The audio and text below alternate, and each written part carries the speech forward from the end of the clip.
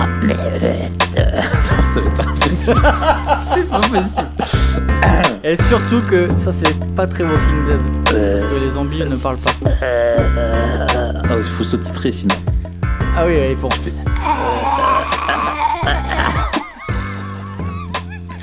T'imagines, t'es figurant, tu fais ça, puis ça va être l'angoisse. Voilà. Donc, bienvenue dans Memento Mori, le podcast qui parle d'après la fin. Enfin, on est dans l'étape après, hein, quand on est zombie. En prenant... qui parle du présent. En prenant les zombies comme point de non-retour. Voilà, je m'appelle Raphaël Charrier, toujours bel et bien vivant et pasteur à Grenoble. Mathieu Gérald, pasteur à Etup. Tous les deux blogueurs sur toutpoursagloire.com. Comment ça va, Raph, depuis la semaine dernière? Écoute, ça va. Je me suis dézombifié du jet lag. Par contre, je pense que toi, tu dois bientôt être à Zombieland. Et ça va pas tarder à venir si tu n'y es pas encore. Non, ça va. Il est sympa, mais c'est vrai que je pense que Léon peut me zombifier assez vite. C'est ça. Excellent. Et pour l'instant, ça va. Ouais, bon. Alors, aujourd'hui, on aborde une série très connue, peut-être une des séries les plus Memento Mori, parce qu'on est même au-delà du Memento que tu es Mori en fait. C'est que tu es déjà mort. C'est The Walking Dead. Yes, The Walking Dead. Série que j'ai commencé il y a quelques temps, et puis là je suis bien avancé. Mais avant, je me rappelle une fois, il y a pas longtemps, un mec de mon église me demandait mais comment tu fais pour voir tous ces films? Et en fait, j'avais pas de réponse. Ma réponse maintenant c'est j'avais pas d'enfant.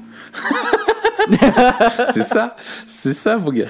Ah, quand t'as pas d'enfant, t'as du temps mon gars. Ouais, tu réalises tout le temps que t'avais. Ouais, c'est ça. Tu le réalises que quand tu l'as plus. Mais c'est donc une série qui a commencé il y a quelques années maintenant. Et c'est vrai qu'il est assez populaire. Donc créé par AMC. Le plot en 2 secondes, c'est quoi? On commence avec un personnage, Rick Grimes, qui est policier, qui va tomber dans un coma suite à une interpellation qui tourne mal. Et puis quand il se réveille, en fait, il est dans un hôpital abandonné. C'est 28 jours plus tard. Ouais. Et puis... On a fait une double référence. Ouais. En même temps, pas mal. Bref. Hôpital abandonné. Et puis il se rend compte qu'il y a des zombies, quoi. Bon, au début, il comprend pas trop que c'est des zombies, tout ça. Ouais. Bref, on est assez vite dans le truc. Et ce qui s'est passé, c'est qu'il y a eu une épidémie mondiale, apparemment. Après, on comprend un peu mieux, mais une sorte de virus où on sait pas encore. Et puis, il y a plein de zombies dans la rue, quoi. Ouais. Et donc, on va suivre ce Rick Grimes, qui est un peu le personnage Le héros principal de la série, qui va retrouver sa famille et puis le petit groupe avec lequel il est. Puis on va suivre la vie de ce groupe qui évolue bien sûr au fur et à mesure des saisons. Et donc c'est l'histoire de la survie de ce groupe dans un monde de zombies. Voilà, donc c'est une série d'horreur. C'est du genre horreur. Alors, c'est là que c'est intéressant, tu vois. Non, parce que je pense que c'est moins de 16 déjà. Tu penses que c'est moins de 16 ? Je pense que c'est moins de 16. Et il faut quand même prévenir les auditeurs que, voilà, ah oui, il faut prévenir les auditeurs. Etc. T'es exposé quand même à des choses gore. Hein. Toi, t'es habitué à ça, mais c'est gore, mon gars.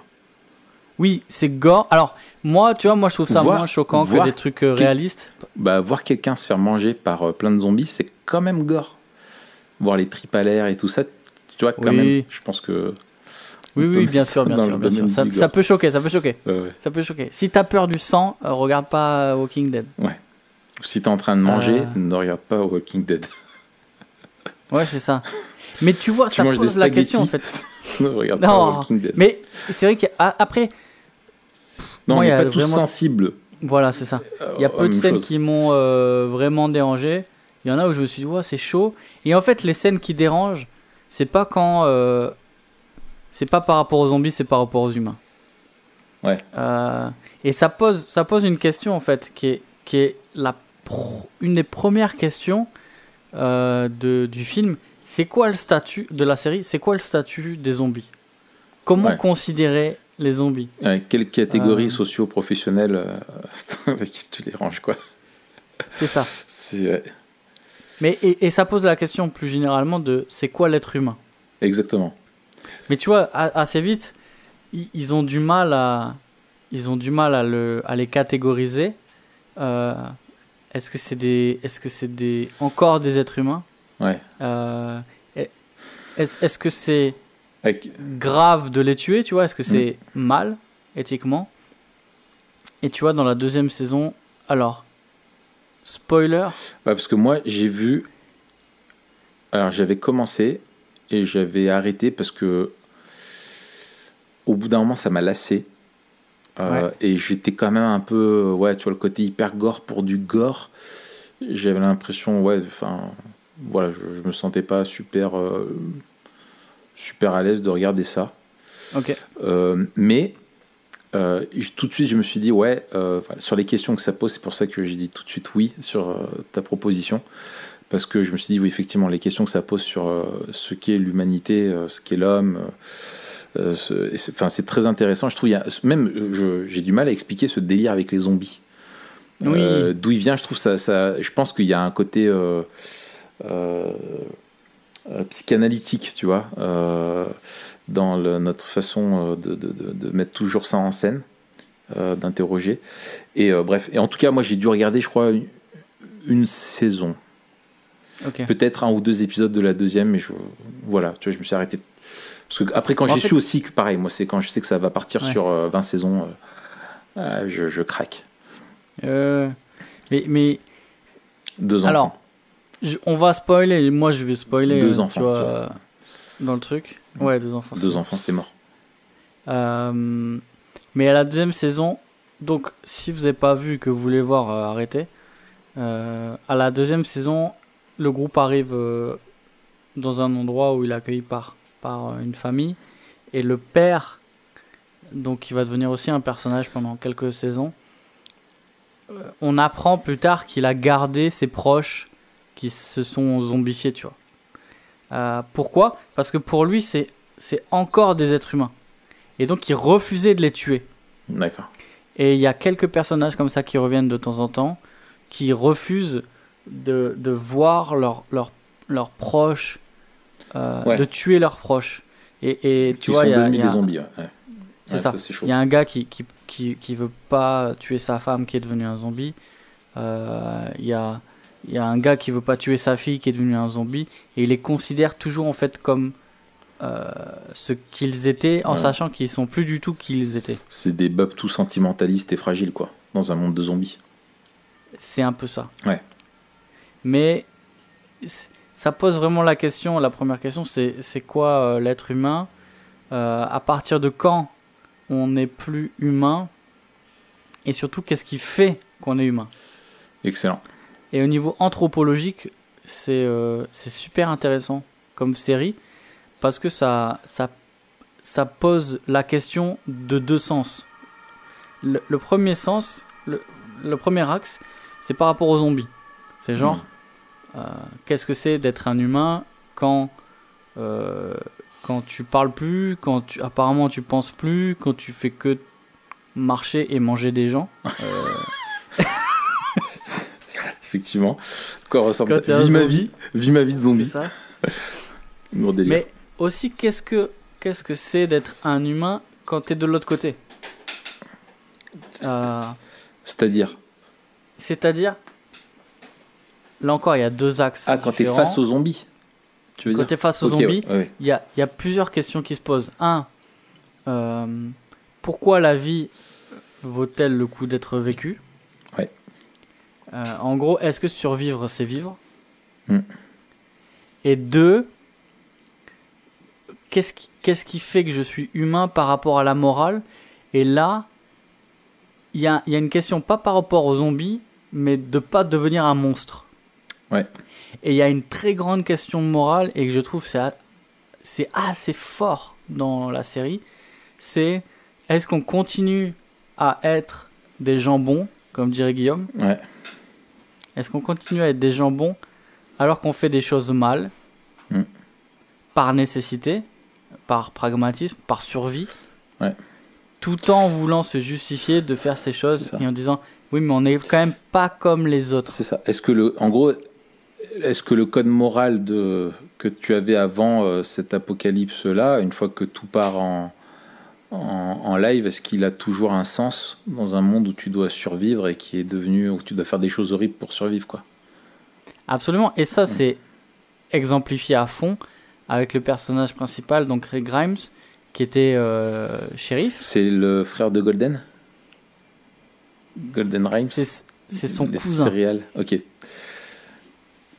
Et donc, donc il était shérif. Et il a plus de raison d'être shérif, il est plus rien en fait, tu vois, c'était qui il était avant. Il représente plus la loi, quoi, la société. Hein. Il représente plus la loi et puis il a plus ce rôle-là. Ouais. Les seules choses qui lui restent, c'est son chapeau qu'il finit par donner à son fils, qui le distinguait, et son pistolet. Mais son pistolet, maintenant tout le monde a une arme et tout le monde est hors la loi entre guillemets. Et en fait, c'est un monde sans loi. Donc on se pose la question, comment définir la moralité et comment définir ce qui est bon dans un monde sans loi. Et ça, c'est hyper fin, je trouve, dans la série, tu vois. Ouais. Surtout que les bandes sont confrontées à d'autres bandes avec d'autres pratiques et souvent les lignes sont floues, tu vois, les limites sont floues. Ouais, c'est ok, excellent. Mais c'est comme d'habitude, tu fais pas, je sais pas combien, il y a 8 saisons ou sur des zombies. Hein. Au début, il y a beaucoup de zombies, après, il y a moins de zombies. En fait, comme d'habitude, ça devient un prétexte. La série, c'est le cadre, c'est le contexte, mais la série, elle est sur les êtres humains. C'est comme si tu regardes Lost. C'est pas une série sur la survie d'abord, c'est d'abord une série sur un groupe. Ouais. Et là c'est pareil. Donc les questions que pose le film, c'est par rapport à la vie, mais toutes les questions elles se posent par rapport à ceux qui sont vivants et pas ceux qui sont déjà morts. Ceux qui sont déjà morts, les questions sont assez vite évacuées. Ouais. Et on se rend compte que ce qui faisait qu'ils étaient humains a disparu. Ouais. Mais il reste la question, est-ce que ce qui faisait que la vie est la vie est resté pour ceux qui sont encore en vie? Ok. Et est-ce qu'il y a un possible après? Est-ce qu'il y a une vie possible dans ce monde-là? Et moi, je trouve ça assez fin comme réflexion, la manière dont c'est écrit. Mm-hmm. Les personnages aussi sont très intéressants. Après, il y a des questions périphériques. Pour moi, tu vois, la religion est assez périphérique. Ouais, je me souvenais plus. Il y a de la religion dedans. Ça arrive tard. Ouais. C'est assez caricatural. Mm-hmm. C'est assez caricatural. Alors, ça arrive avec deux personnages principaux, toujours ce même homme qui refusait, tu sais, de tuer sa famille. De tuer sa famille.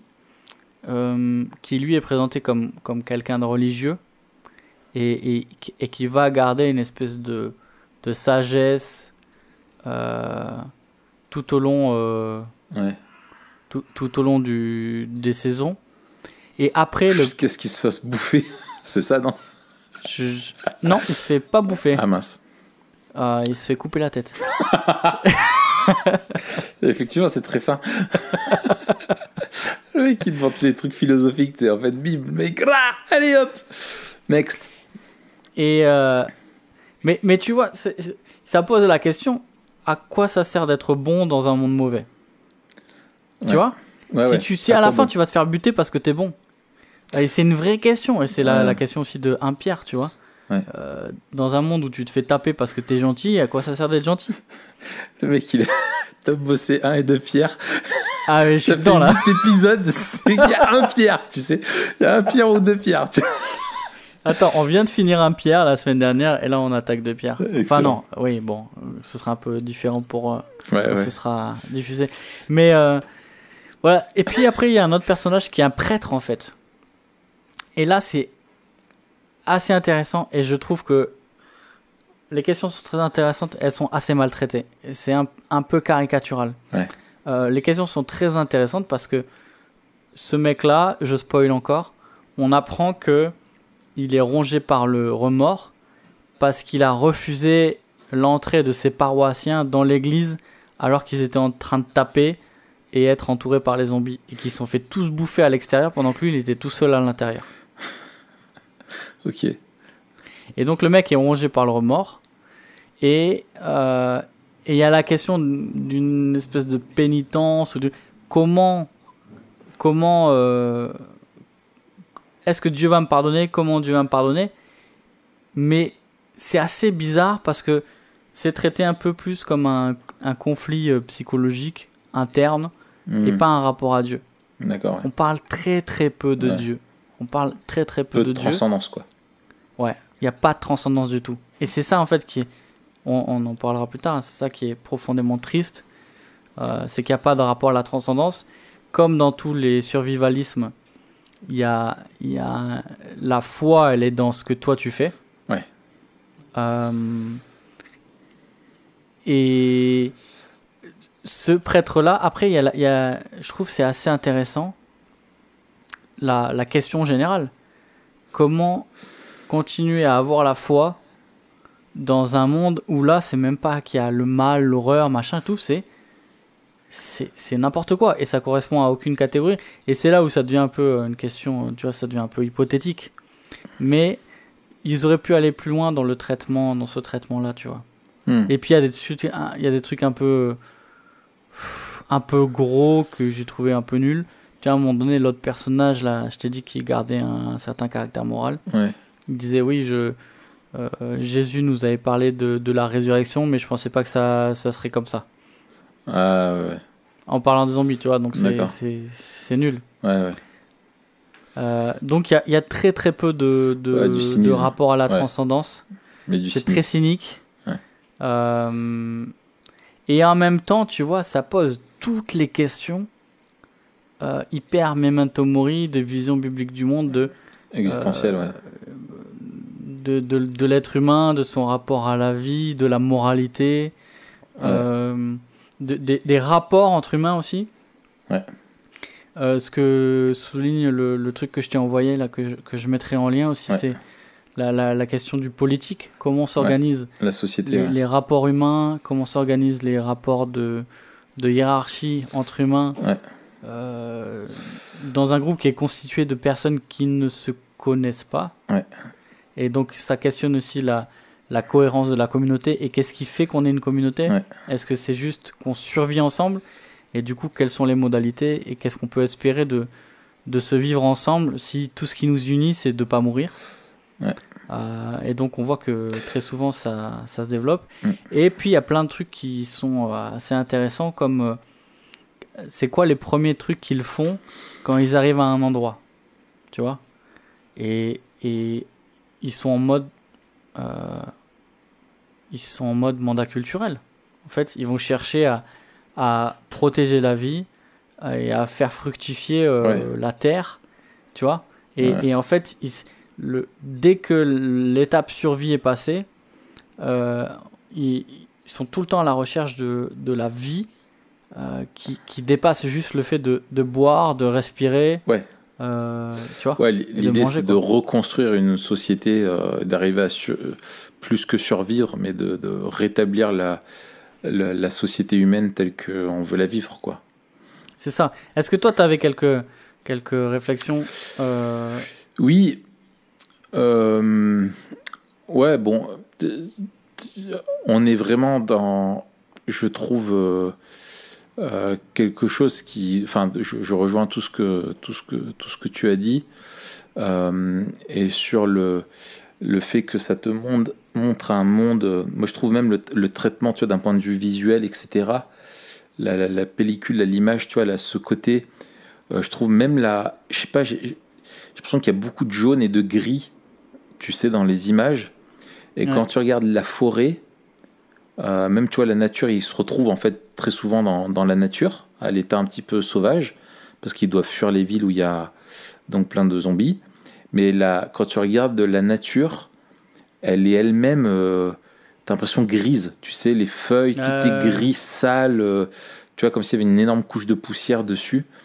Et t'as ce côté-là où t'es vraiment dans un monde qui est juste atroce, quoi, qui est ouais, caractérisé par la mort, quoi. Tu vois, c'est cette mort qui est omniprésente et ce côté répugnant, tu vois, de cette laideur. En fait, voilà, t'es dans l'inverse de beaucoup de films qu'on voit, c'est qu'en fait, les gens sont sales, le monde est laid, tu vois, voilà, t'as vraiment c'est vraiment l'archétype du monde déchu.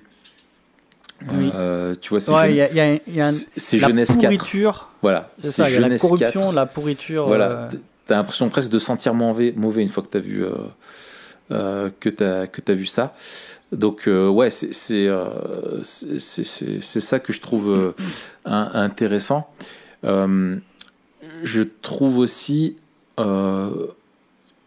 finalement qu'il y a quelque chose, bon, on part un peu dans tous les sens et moi j'avoue que j'ai rien préparé du tout, je parle en freestyle, mais j'ai lu un bouquin sur le scientisme, c'est-à-dire cette vision du monde vraiment au travers simplement des sciences dures, et qui veulent même définir l'homme qu'au travers de ça, au niveau de la biologie, par exemple. Et tu te dis, mais finalement, d'un point de vue du scientiste, c'est-à-dire celui qui ne croit qu'on ne peut mesurer la réalité qu'au travers des sciences dures, finalement, la différence entre un zombie et quelqu'un qui ne l'est pas, quelle est-elle? Et ben lui, il va juste te dire, c'est qu'il y a une partie de son cerveau qui fonctionne pas, tu vois. Mais en fait, on voit bien on a affaire en face de nous quand tu vois ces zombies-là, ils ont l'apparence d'humains, mais il reste plus rien de l'humanité en eux, quoi. Et encore, ils ont une apparence qui est vraiment. Oui, et qui est plus le temps passe, plus ils sont détériorés, quoi. Mais ils sont pourris, quoi. Ouais, voilà, puis ils pourrissent. Mais t'as ce côté-là, finalement, être un homme, ce qui fait que t'es un homme, c'est pas juste de la biologie. C'est ça, absolument. Tu vois, et je trouve que ça, on voit bien que, tu vois, ce genre de série montre que je trouve ce qui est intéressant, je reviens à ce que je disais au début sur pourquoi cette fascination, je vais peut-être déjà trop loin et à ma conclusion, c'est le truc auquel je pense depuis que j'ai vu ça, c'est que tu as l'impression que tu vois l'homme, mais en fait où on a complètement retiré l'image de Dieu, quoi, de l'homme créé à l'image de Dieu, et finalement qui est rendu à l'état d'une bête, parce que les zombies, en fait, ils se déplacent et ils survivent, quoi. Ils se déplacent et ils bouffent pour survivre. En gros, c'est ça. C'est ça. Par instinct, ouais. Voilà, par instinct, ils se déplacent et ils mangent. Et ils entendent des bruits. Et finalement, tu as plein d'espèces, c'est exactement la même chose, quoi. Tu vois, je veux dire, tu regardes une mouche ou, je sais pas, un ver de terre, une fourmi, elle se déplace, elle bouffe, quoi. Tu vois. Et encore. Mais tu vois, voir ça, mais pardon, je finis. Mais voir ça chez l'homme, voir ça chez un humain, ça le déshumanise complètement, tu vois. C'est parce que l'humain, ça c'est juste qu'un des aspects. L'humain est bien plus que ça. Il est aussi politique, il est aussi moral, il est aussi culturel, etc., etc. Tu vois. Ouais. Et il y a une différence, tu vois, parce que les zombies, très vite, tu te rends compte qu'ils peuvent pas faire autrement, tu vois. C'est-à-dire qu'une fois que t'es zombie, t'as envie de manger de la chair. Ouais. De boire du sang, c'est comme ça. Et du coup, ce sont des animaux, mais tu vois, ce serait même presque plus un parallèle intéressant de les comparer à des robots, tu vois. Ouais. Des robots, ouais, c'est ça. Dans le sens, tu vois, pas de volonté, ouais. tu vois. Ouais. Le truc qui est intéressant, c'est que là, les humains... Les animaux deviennent des zombies, je me souviens plus. Non. Ok. Non. On voit pas d'animaux qui deviennent des zombies. Ok. là, après, ce sont les humains encore vivants qui se comportent comme des animaux, tu vois, comme des bêtes. Ouais. Ne répondant qu'à leurs mauvais désirs. C'est ça. Tu vois. Et l'homme dans un contexte hostile, finalement, où là où tu pourrais t'attendre, je sais pas, moi, tu vois, naturellement, je me souviens quand j'avais vu, tu te dis, mais le bon sens voudrait dire, tu vois, si on était simplement sur une logique de bon sens, on dirait, on est maintenant autour de nous, ça craint, c'est hyper dangereux. Venez, on s'unit tous, tu vois, on sera plus fort ensemble. Mais en fait, c'est impossible parce que tu as les désirs des uns et des autres, le pouvoir, les avis qui sont contraires, et l'orgueil, etc. Et la méchanceté de l'homme qui fait que finalement, ouais, comme tu disais, finalement, les hommes entre eux sont encore plus dangereux que les zombies, quoi.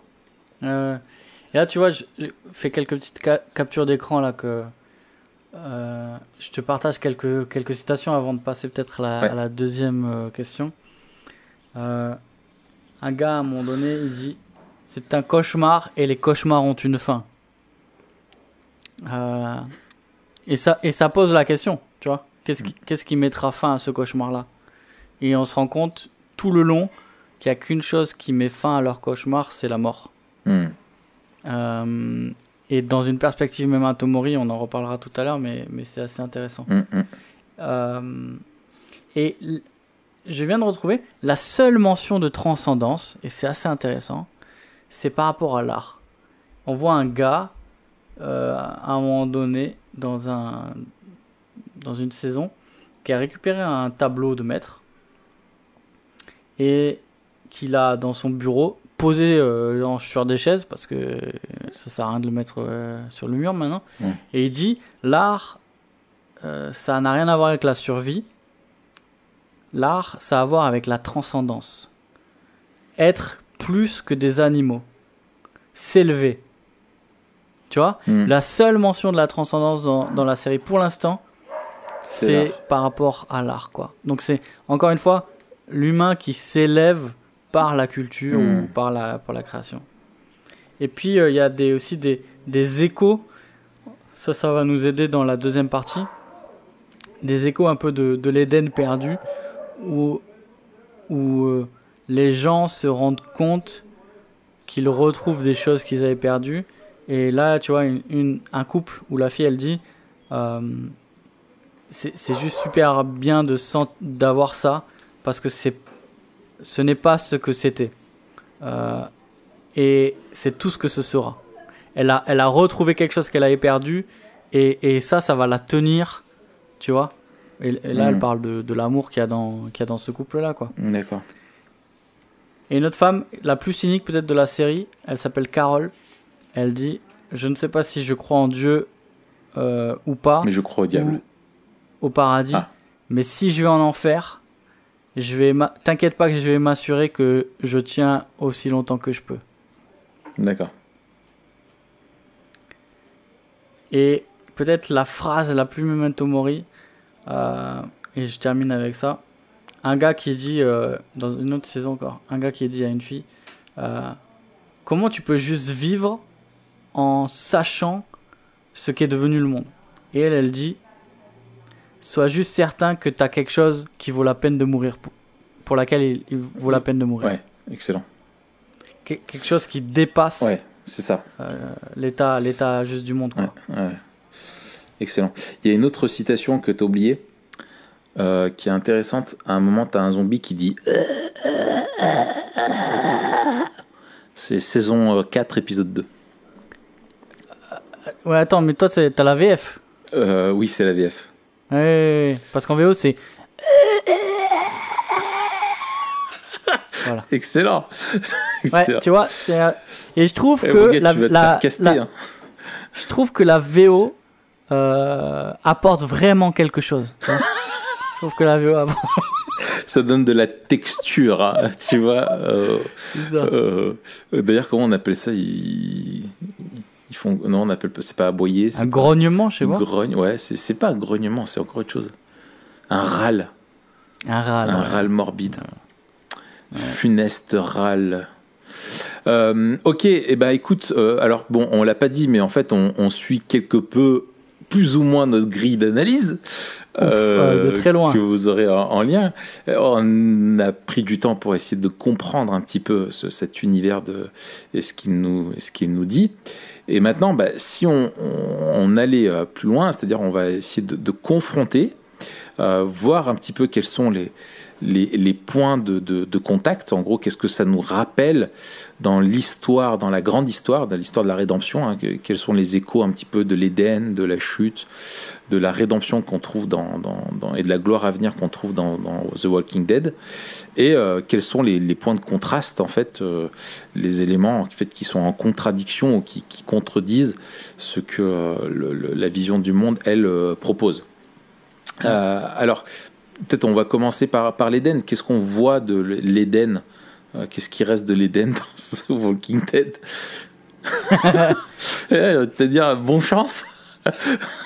Ouais, et en même temps, ce qui reste de l'Éden, souvent, ce sont des... Il y a certains endroits qui sont comme des havres de paix, tu vois. Comme des refuges où le repos est possible. Ça, tu ne le mettrais pas dans la rédemption? La recherche du salut, un peu, tu vois. Ouais, alors, là, c'est plutôt un retour à l'Éden. Parce que c'est-à-dire que c'est un peu les deux. Ouais, hein, mais là, c'est pas tant qu'ils règlent le problème, c'est qu'au milieu du problème, ils sont dans un enclos où ils peuvent retrouver ce qu'ils avaient. Ouais.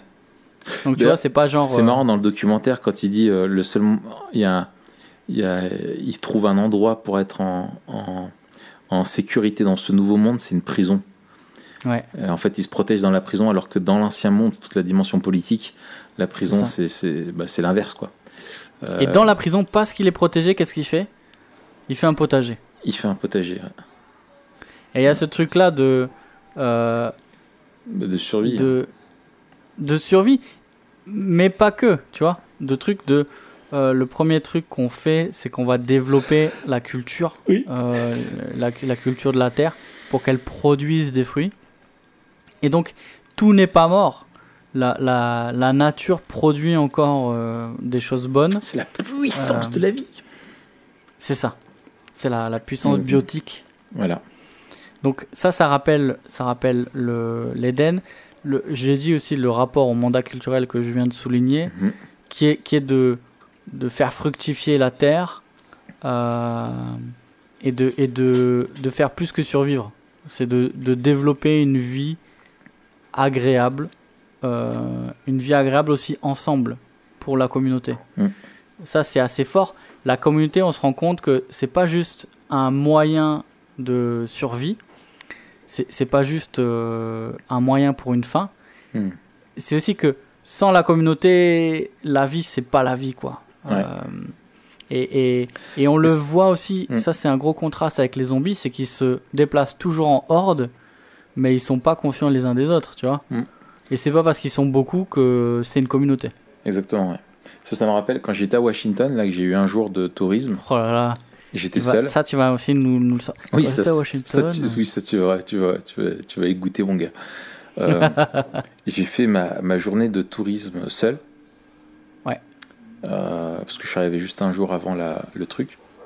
Et en fait, c'était hyper frustrant de pas avoir Marion pour être avec elle, tu vois. Ouais. Et j'étais tout seul. Et je kiffais les trucs, mais tout seul, tu vois. Et au bout d'un moment, tu deviens mélancolique, quoi. Tu te dis, ah, c'est cool, mais bon, je suis tout seul, tu vois. Enfin bref, voilà, c'était juste pour caler que j'étais allé à Washington. C'est ce que j'appelle l'expérience partagée, moi. C'est ça. Ce que te dira ta femme quand elle changera les couches, elle dira, viens partager l'expérience. Ah, ça va, ça je partage pour l'instant sans trop de problèmes. On verra plus tard, quand il mangera de la viande. C'est ça. Mais c'est comme un Five Guys, tu vois. Tout seul, c'est bon. À deux, c'est meilleur. Bah ouais, c'est ça, exactement. Bah oui. Ouais, oui, c'est ça. C'est comme le barbecue. Bah oui. C'est comme le cigare. C'est ça. D'ailleurs, je me suis fait un barbecue à Washington. Ah ouais? Ah ouais, un barbecue brésilien. Il y a un gars du Brésil qui avait acheté une viande. Est-ce qu'il t'a fait de la picanha? Et non, il a fait que au gros sel. Mais c'est quoi comme partie? Je sais pas, c'était de la viande. Et c'est pas la picanha? Non, c'était pas ça, faudrait que je lui demande. Dommage. Alexandre, un Brésilien du Québec. Alexandre, un Brésilien du Québec, Oui, alors ça? exactement. Le mec s'appelle Alexandre, il vit au Québec mais il est brésilien. Ouais, c'est ça. Alors je sais pas s'il a québécisé son prénom. Mais enfin bref. Du coup... Attends, du coup il a quoi comme accent? Eh ben, il avait un accent québécois. Ah bon? Ouais, et d'ailleurs, tous mes potes québécois, parce qu'il y en avait plusieurs là-bas, quand t'as un Québécois qui... L'anglais avec l'accent français, tu te tapes des barres. Et l'anglais avec l'accent québécois, c'est pas mal aussi, franchement. Ah bon? Ah ouais. Mais souvent les Québécois ils parlent super bien anglais. Eh ben, écoute, pas tous. Et, Pas tous. et heureusement, parce que du coup, c'est drôle. Et tu te sens moins seul. Alors, l'autre point qui est par contre énorme, c'est qu'est-ce que ça rappelle de la chute, The Walking Dead, et là c'est massif quoi. Ah bah là on est comme tu l'as dit, hein, là, c'est Jeunesse 4. La pourriture Jeunesse à 4 l'état à pur 11 quoi. Ouais, C'est ça, c'est la mort qui est entrée dans le monde et qui s'étend comme... qui contamine tout. C'est ça. Et un truc qu'on apprend aussi, gros spoil, mais bon, depuis tout à l'heure je spoil, donc voilà. Un des trucs qu'on apprend assez vite dans la saison, c'est qu'en fait, ce virus, entre guillemets, tout le monde est infecté. Tout le monde est infecté. Et donc, dès que tu meurs, tu tournes, enfin, tu te transformes. C'est ça. Alors, ça c'est très fort parce que tant que t'as pas ça, t'as un espoir d'une vie normale, finalement. C'est ça. C'est-à-dire, si tu meurs pas bouffé, enfin, si tu te fais pas mordre, tu meurs d'une mort naturelle, et en gros, voilà quoi. Sauf que là, même si tu vis, tu réussis à en échapper toute ta vie, le jour où tu meurs, s'il y a personne pour te retuer, ben, tu restes un zombie. Ça rajoute vraiment au drama, c'est dingue quoi. Je trouve que c'est bien trouvé. C'est bien trouvé dans le scénario parce que ça enlève tout espoir. Vraiment aucun espoir. Et finalement, c'est au-delà de la chute, tu vois. C'est là où on a un point de rupture, c'est que dans la vision biblique du monde, même le monde déchu a l'espoir de la rédemption que finalement t'as pas dans The Walking Dead, toi. Ouais. Qu'est-ce que ça nous rappelle de la rédemption ? On a déjà dit certains trucs. Alors attends, qu'est-ce que ça nous rappelle la chute aussi ? Ça nous rappelle les... En fait, ce qui est assez paradoxal, c'est qu'à un moment donné aussi, on voit une réflexion et il y a quelqu'un qui se demande mais comment ça se fait que c'est parti autant en latte ? Et la réponse, il va pas la donner par rapport à la contamination zombie entre guillemets, mais par rapport au fait que après cet événement-là, les humains ont laissé parler leur côté sombre, leurs instincts les plus mauvais. Ils sont partis faire du tourisme. C'est ça. en all inclusive. Et il dit un truc genre Human nature has kicked in, genre la nature humaine est remontée, ou, tu vois. Et en fait, on voit que c'est l'homme qui est mauvais. C'est pas juste le monde qui est pourri, c'est l'homme qui est mauvais. Ouais. Et ça, c'est hyper fort. Ouais. Et ça, c'est hyper fort dans deux sens. C'est que même si les limites sont floues et que ils sont assez présentés sous un jour favorable, là, notre équipe, par rapport aux bandes rivales, qui sont souvent beaucoup plus violentes ou avec une morale beaucoup plus basse. Et ben quand même, à travers chaque personnage, il y a une espèce de combat intérieur où on voit aussi le cheminement, et on voit que chacun est mauvais, quoi. Même ceux qui nous apparaissent les plus moraux, les plus vertueux, ils sont mauvais, quoi. Ouais. Et on se rend compte que il suffit de peu pour qu'ils franchissent des lignes qui n'osaient plus franchir. Et notamment, une des grandes lignes, c'est le meurtre. C'est-à-dire que pendant longtemps, le meurtre, ils se refusaient à tuer d'autres vivants, tuer des zombies, pas de problème. On a vu que jusqu'à un certain moment, il y avait une question, est-ce que c'est ok de tuer des zombies pour certains?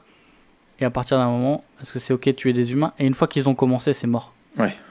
Et pas de retour en arrière, quoi. C'est l'escalade, quoi. C'est l'escalade, et là on voit les effets de la chute sur les humains qui tordent les relations et qui surtout replient sur soi. C'est-à-dire que ce qui compte, c'est moi, ma survie, etc., quoi. Ouais. Et là, on est le plus fort, le plus malin, le plus fourbe survie, quoi.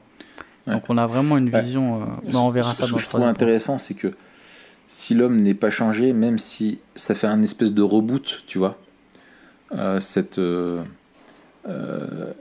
fait de cet apocalypse, tu vois, où tu as l'impression que tu repars à zéro au niveau de la société, où tu repars, tu n'es plus dans le confort, mais tu repars sur un mode un peu survie.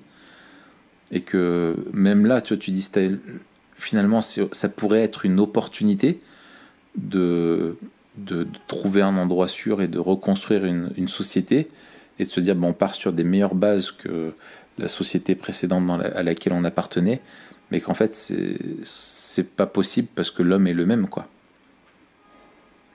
Donc ça, c'est intéressant. Ouais, exactement. L'homme reste tant que la nature de l'homme change pas, l'homme reste mauvais. C'est ça. Ok. Et puis, on voit aussi des points de contact. Malgré la chute, entre guillemets, les obstacles, les hommes ont toujours les mêmes besoins. Besoin d'amour, besoin de se développer, comme on l'a dit, besoin des autres, besoin d'être utile. Ouais, Raph, tu veux dire? Non, je dis, c'est pas Jennifer qui dit qu'elle a besoin d'amour? Si, tous les jours. Ah, tous les jours. Ok, ça me rassure. Attends. Voilà. Merci. Voilà. Ça fait du bien. Un petit extrait. Voilà. Donc, on avance. Donc voilà, dernière partie, c'est ça? Dernière partie, ouais. Dernière partie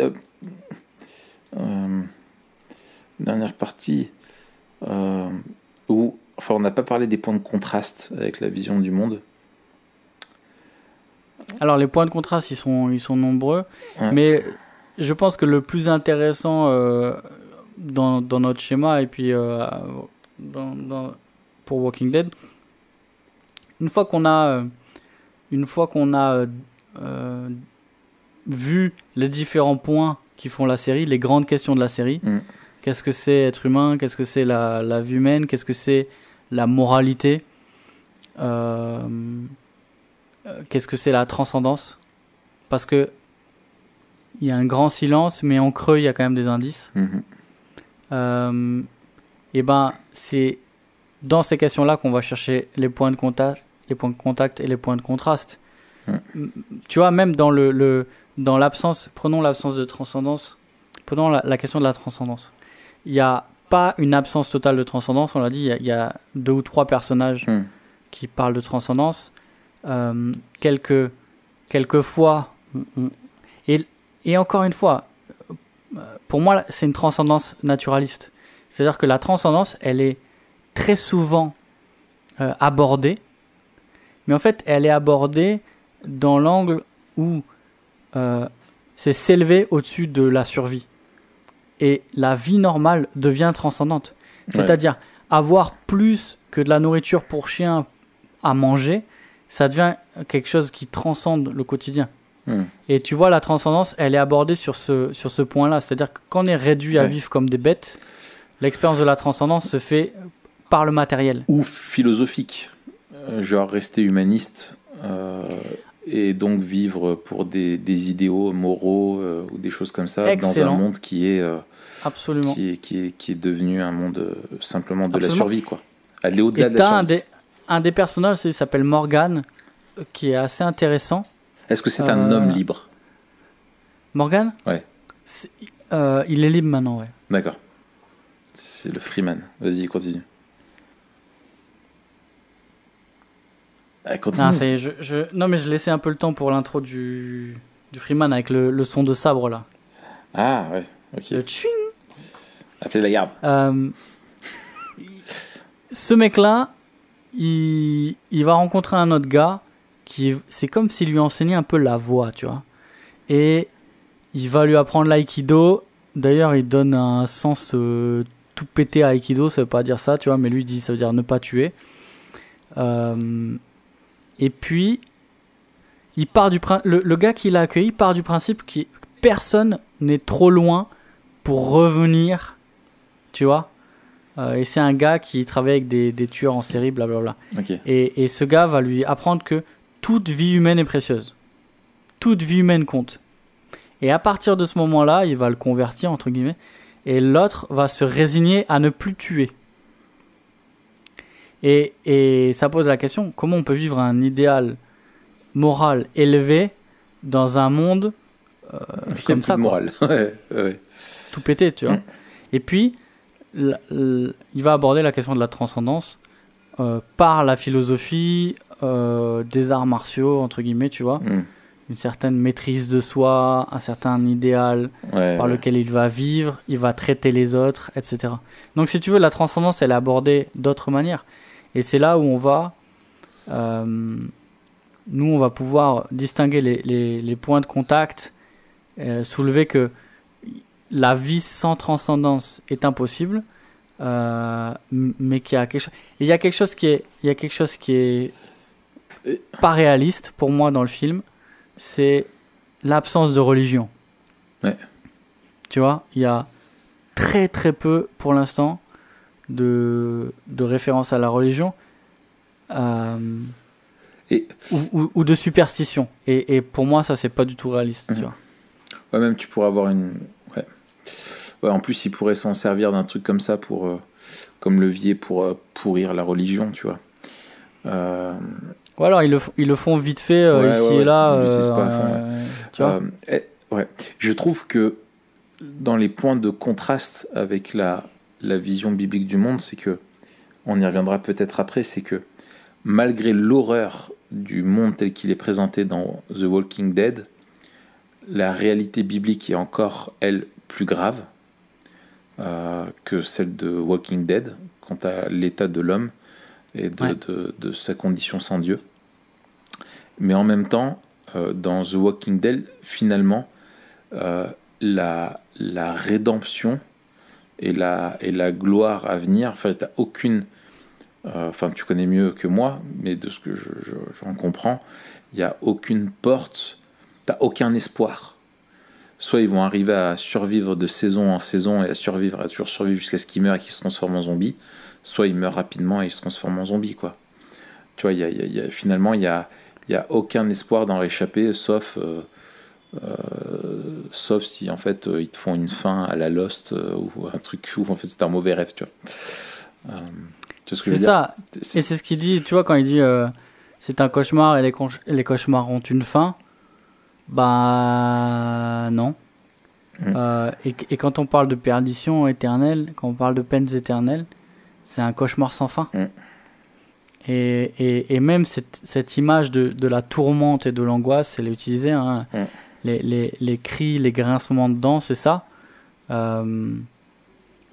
Et là, on va rebondir sur, encore une fois, comment est présenté l'être humain. Et nous, on va présenter la vision biblique du monde sur c'est quoi l'humanité, c'est quoi la vie aussi. Et la vie, justement, qu'est-ce que ça veut dire vivre ? C'est pas juste s'épanouir, c'est pas juste être dans le monde, c'est être avec Dieu. Et finalement, je te propose qu'on passe sur la troisième partie, sur comment on communique avec ça, avec The Walking Dead, et comment on peut discuter sur ce support-là. Qu'est-ce qui nous attire ? Qu'est-ce qui attire à regarder encore The Walking Dead ? Tu vois, qu'est-ce qui fait que ça accroche alors que tu es dans un truc où tout est laid, tu vois des mecs se faire bouffer, qu'est-ce qui fait que tu en redemandes ?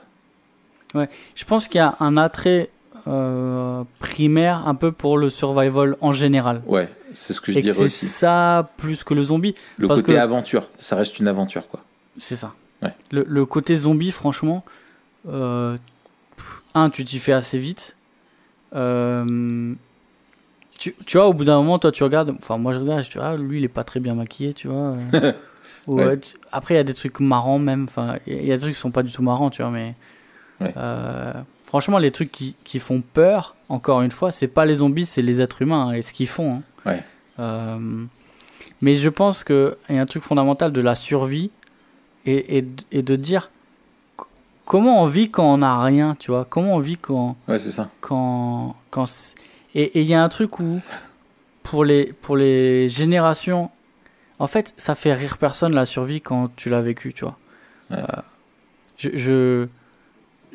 Pour les générations qui ont connu la guerre ou l'extrême pauvreté, la survie, c'est pas intéressant, tu vois.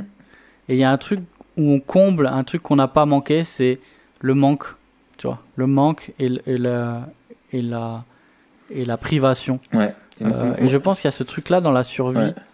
à un moment donné. Et tu le vois. côté de se sentir vivant. C'est ça. Ce côté, ouais, t'es en danger, voilà, donc t'apprécies intensément tout. Moi, je pense qu'il y a un autre côté, je dirais, c'est le côté fight.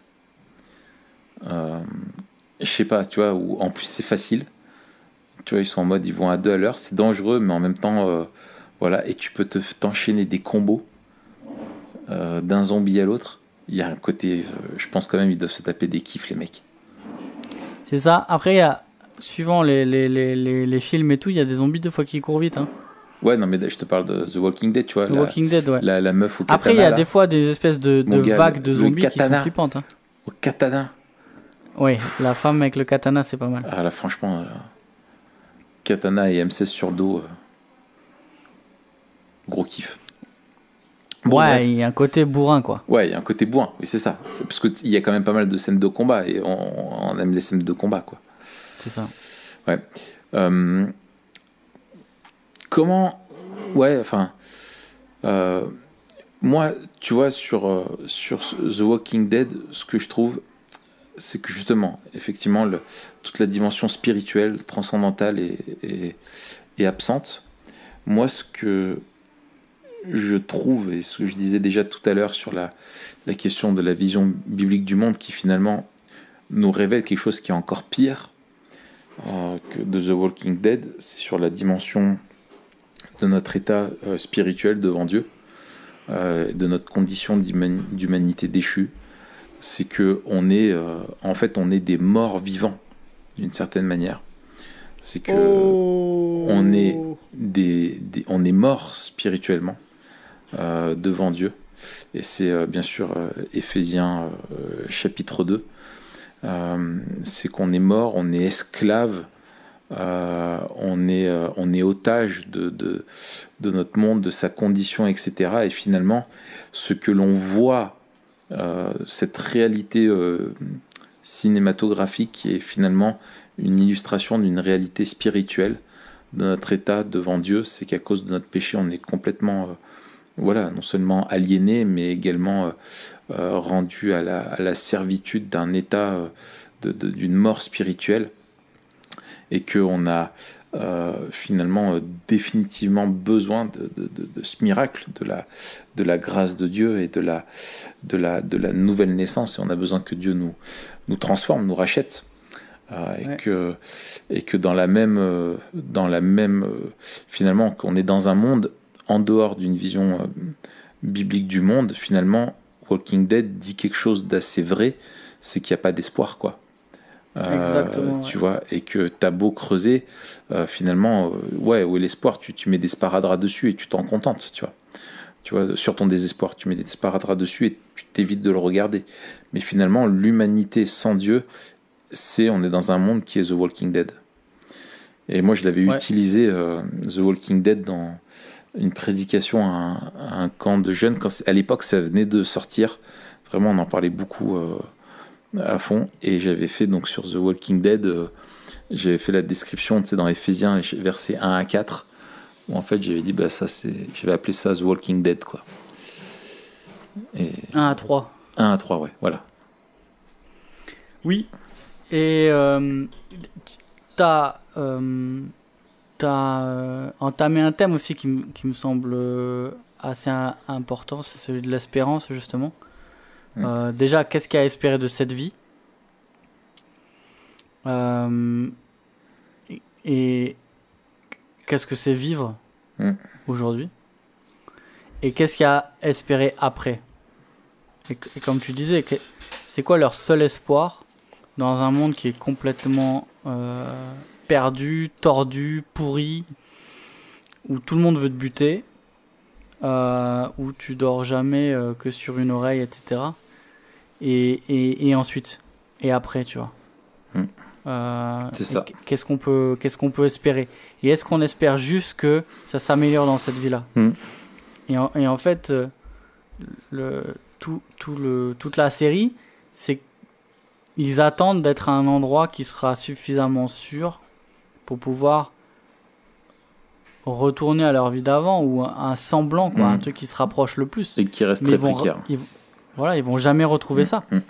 Et c'est un peu comme tu disais, l'image de l'humanité déchue. C'est qu'elle retrouvera jamais l'Éden et que son seul espoir, c'est quelque chose qui vienne régler le problème. Et du coup, c'est quoi l'espérance là-dedans, en sachant qu'on aura toujours des ersatz d'Éden, que ce sera passager et qu'à la fin on meurt. C'est ça. Purée. Ouais, et finalement, on est là où on prend ça pour une fiction, on est dans un monde qui est beaucoup plus proche. Quand on n'ignore pas la dimension transcendantale qui comporte la vraie vision du monde, qui est présente dans la vraie vision du monde, finalement, si tu intègres la dimension transcendantale, on est assez proche de The Walking Dead. Ouais, absolument. Et effectivement, quand tu l'enlèves, tu as l'impression que oui, il y a quelque chose qui est terrible. Je pense, est-ce qu'on n'a pas une piste de réponse à pourquoi est-ce qu'il y a une si grande absence du transcendantal? Est-ce que s'il y avait justement une dimension transcendantale vraiment spirituelle, tu vois, religieuse, d'un après, finalement ça perdrait le ressort dramatique ne serait pas si fort sur le fait qu'il n'y a pas d'espoir et que tu es vraiment dans la survie et l'instant présent, quoi. Donc il n'y a que ça finalement. Ouais. Écoute, j'en ai aucune idée, hein. Tu vois, je balance ça comme ça en n'ayant regardé qu'une saison. C'est vrai que c'est assez dommage, c'est un peu caricatural là, cette image du prêtre qui finit petit à petit à abandonner ce à quoi il croit, parce que lui-même s'est réduit à faire l'impensable, tu vois.